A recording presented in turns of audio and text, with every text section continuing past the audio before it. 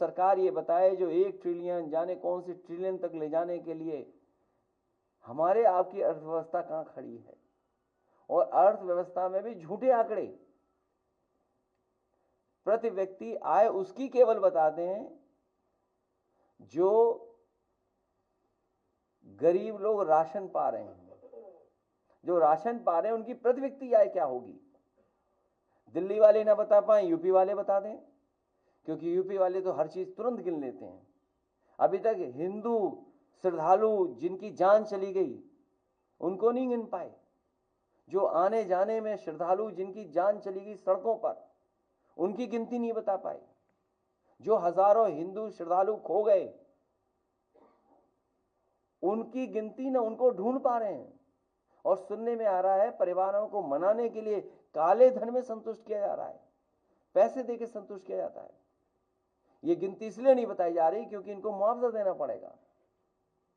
सोचिए, सरकार जो दुनिया की न जाने कौन सी अर्थव्यवस्था बनने जा रही थी, मुआवजा देना ना पड़े इसलिए गिनती नहीं बता रहे हैं।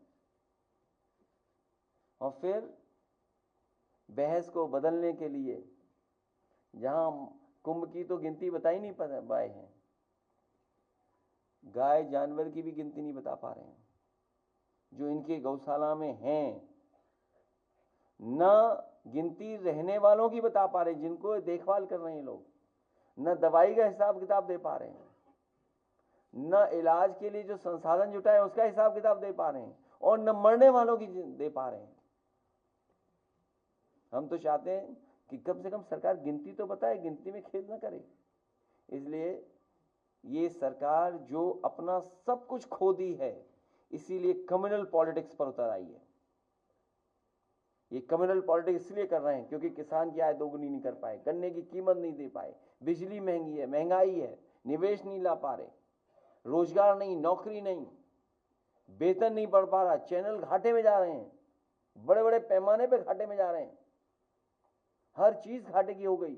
और अब जब अमेरिका अर्थव्यवस्था अपनी संभाल रहा है, सेंसेक्स की आप देखते हुए कहां लुढ़क गया है। जिन लोगों ने निवेश किया वो अपना पैसा निकाल रहे हैं, वो जानते हैं कि यहां पे मुनाफा होने वाला नहीं है भारत में, इसीलिए तो सेंसेक्स तुरंत लड़खड़ा जाता है, क्योंकि वो आपकी अर्थव्यवस्था पे नहीं टिका है, आपके निवेश में नहीं टिका है। जो मुनाफा कमाना चाहते हैं उनके निवेश पे टिका हुआ है। जब उनको लगता है कि भारत में निवेश से हमारा मुनाफा नहीं हो रहा है तो वो पैसा बाहर ले रहे हैं। इसलिए ये सरकार कम्युनल रास्ता अपना रही है। मुझे उम्मीद है जो कार्यक्रम समाजवादी पार्टी ने घोषित किया है, बाबा साहब अम्बेडकर जयंती के अवसर पर 8 अप्रैल से 14 अप्रैल हम सभी समाजवादी लोग और पीडीए परिवार के लोग मिलकर के इस कार्यक्रम को सफल बनाएंगे और घर घर जाकर के लोगों को जागरूक करेंगे, क्योंकि संविधान ही हमारी संजीवनी है और संविधान ही हमारी ढाल है। जब कभी भी हमारे सम्मान पर आँच आएगी, जब कभी भी हमारे जान को खतरा होगा, तो यही संविधान हमारी ढाल बनकर के हमारी मदद करेगा।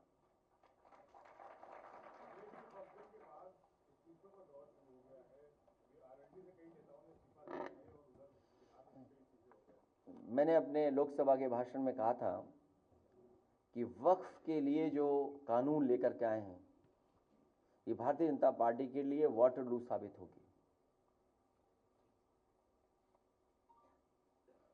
अभी अगले की आपके दलित सांसद जो घर में जो है तोड़ दी गई है, और उस तोड़ में जो है इनका दिखाती है कि जब असलियत से बात करो उनसे, पार्लियामेंट में बात करते हैं सांसद लोग, तो बाहर आके वो तोड़ करते हैं और घर जलाने की कोशिश करते हैं, तमाम इस मुद्दों को भटकाने की कोशिश करते हैं।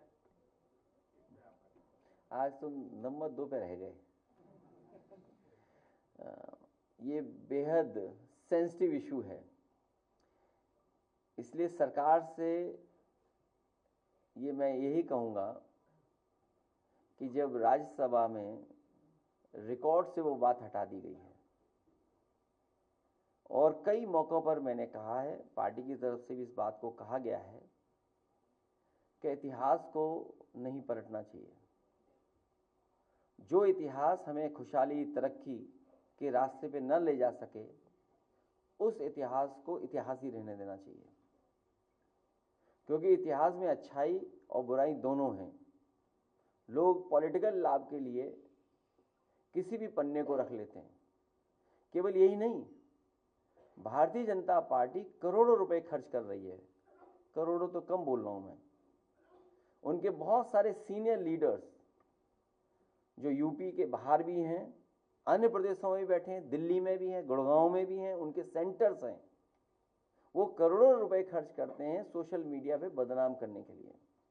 इधर आपने देखा होगा, जब से वक्फ का बिल पास हुआ है और जो इतिहास को लेकर के चर्चा देश में छिड़ी है, बड़े पैमाने पर सोशल मीडिया से लेकर के और जगह पर बहुत सारा प्रचार किया जा रहा है, समाजवादियों के खिलाफ, कांग्रेस पार्टी के खिलाफ, इंडिया गठबंधन के खिलाफ। ये वही लोग हैं जो लोग घबराए हुए हैं पीडीए की ताकत से। ये पीडीए की ताकत, और जिस दिन हमारी सरकार में बैठे हुए लोग ये बता देंगे कि 80 में हम हैं कि 20 में हैं, तो हम उन्हें बता देंगे कि 90 किधर है, 10 किधर है। 2020 में सीबीआई जांच की सिफारिश की गई थी उत्तर प्रदेश सरकार के तरफ से। वक्त और सुन्नी वक्फ बोर्ड की सीबीआई जांच 5 साल हो चुके हैं, अभी तक कोई भी कार्रवाई सीबीआई तरफ से नहीं की गई है। और कहा यह जा रहा था कि पिछले 10 साल के रिकॉर्ड में बेनामी जो संपत्तियां बेची गई वक्फ बोर्ड की तरफ से, उसकी जांच। आपका सवाल अपनी जगह है। बीजेपी यही चाहती है कि हम सब लोग मिलकर के जो बुनियादी सवाल है उस पर चर्चा न करें। आज मान लीजिए गेहूं की खरीद हो रही है पूरे उत्तर प्रदेश में। गेहूं की क्या सरकारी खरीद हो रही है? अगर आप जानकारी करेंगे, जमीन पर सरकार ने हाथ खड़े कर लिए हैं और सरकार ने लाइसेंस दे दिए हैं कि जितना चाहे प्राइवेट लोग खरीद लें गेहूं को या किसान की फसल, जबकि सरकार की जिम्मेदारी है।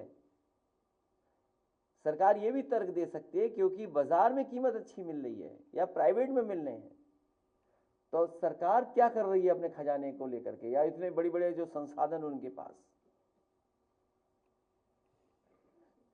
बेरोजगारी, नौकरी कितने बड़े पैमाने पर है। अभी कल ही मैं पढ़ रहा था पलायन रिपोर्ट उत्तराखंड की, 1000 से ज्यादा शिक्षक भर्ती नहीं हो पाए वहां पर। उत्तर प्रदेश और उत्तराखंड सबसे ज्यादा फौज में जाते थे नौजवान भर्ती के लिए। आज बताइए, अग्निवीर जैसी व्यवस्था लागू है। जिस नौजवान को पक्की नौकरी, पक्की वर्दी मिलती, इस विषय पे वो चर्चा नहीं चाहते। आपको सब विदेशी चीजें दे दी हाथ में, सब बाजार। मैं तो अपने पत्रकार साथी से कहूंगा कि सरकार अमेरिका के राष्ट्रपति जी से सीखे, अमेरिका के राष्ट्रपति जी से सीखे कि अपने देश की अर्थव्यवस्था बचाने के लिए वे दूसरे देशों पे पाबंदियां लगा रहे हैं। तो उन्हीं से सीख करके भारत को भी क्या चीन पे पाबंदी लगानी चाहिए कि नहीं लगानी चाहिए, अपने बाजार को, अपनी अर्थव्यवस्था को बचाने के लिए। हमें सीखना चाहिए अमेरिका जैसे देश से कि हमें भी उतनी ही पाबंदी लगा देनी चाहिए दूसरे देशों पर अपनी अर्थव्यवस्था बचाने के लिए।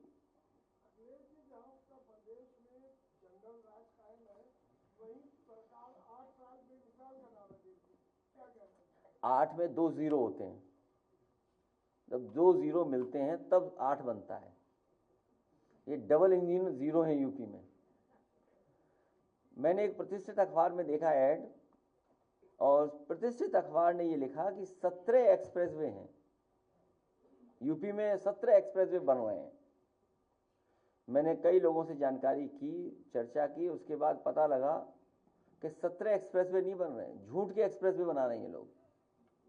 अभी मैं एयरपोर्ट से जब लौट के आ रहा था तो एक होर्डिंग लगी हुई थी, उस होर्डिंग में लिखा था कि 6 बन चुके हैं, 7 निर्माणाधीन हैं। तो 7 और 6 कितने हो गए? 13। तब भी 4 नहीं है। तो तभी मैंने सोचा 4 सपनों में बना रहे हैं वो। भाई प्रतिष्ठित अखबार हम सब देखते हैं, उसमें ऐड था सरकार का 17 का। आज विज्ञापन बड़ी बड़ी होर्डिंग लगी है कि 6 निर्माण हो चुका है, मतलब बन चुके हैं, और 7 निर्माणाधीन हैं। तो 4 बजे सपनों में बनेंगे।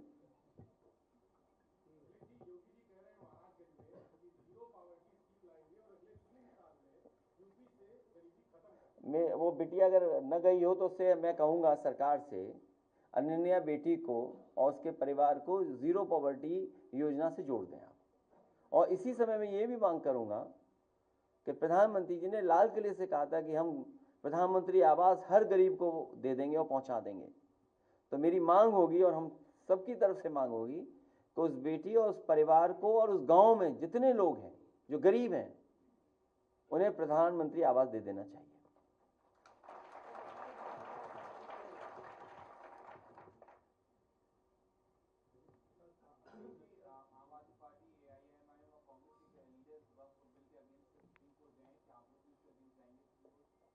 ये अधिकार है और मुझे उम्मीद है कि मुस्लिम संगठन भी बहुत सारे लोग जा रहे हैं, हम उनके साथ हैं इस पर।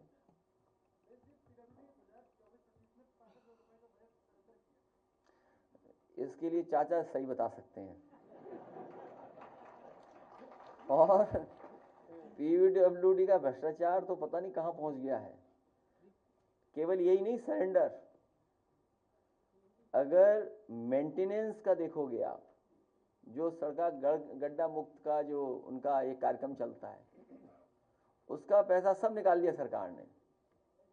अभी तक की सबसे करप्ट गवर्नमेंट है, याद रखिएगा आप, तहसील थाने से लेकर के।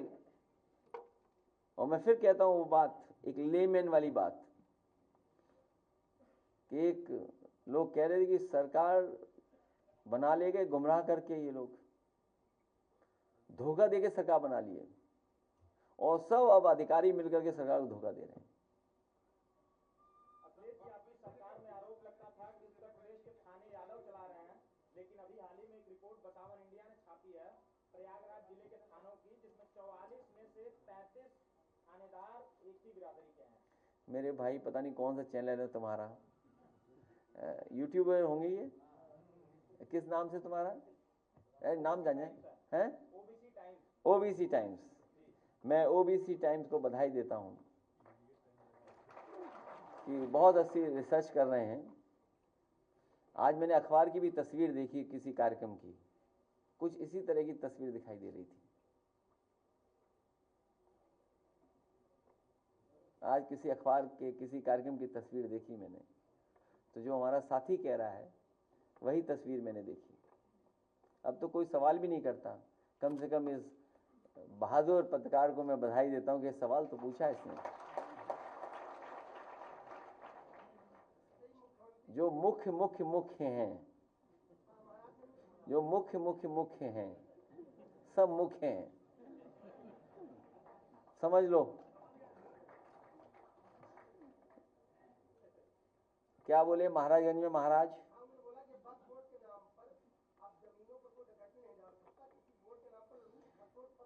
देखिए, सबसे बड़ी भू माफिया पार्टी अगर कोई है, भारतीय जनता पार्टी है। भारतीय जनता पार्टी से ज्यादा जमीन किसी ने नहीं हड़पी।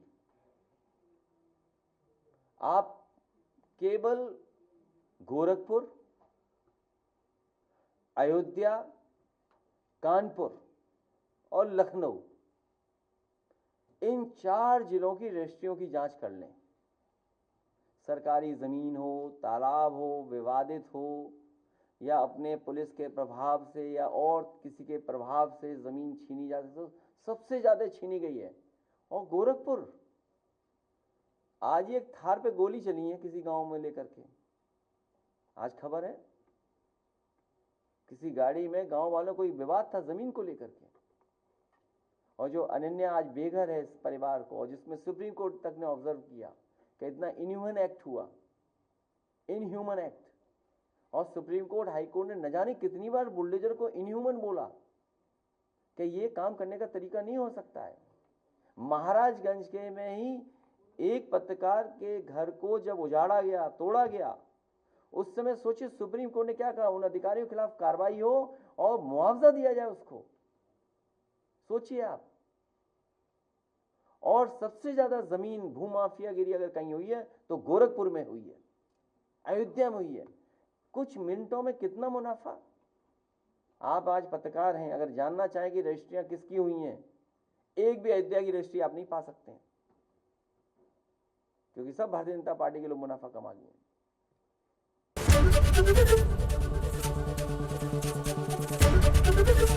एबीपी गंगा, खबर आपकी, जुबान आपकी।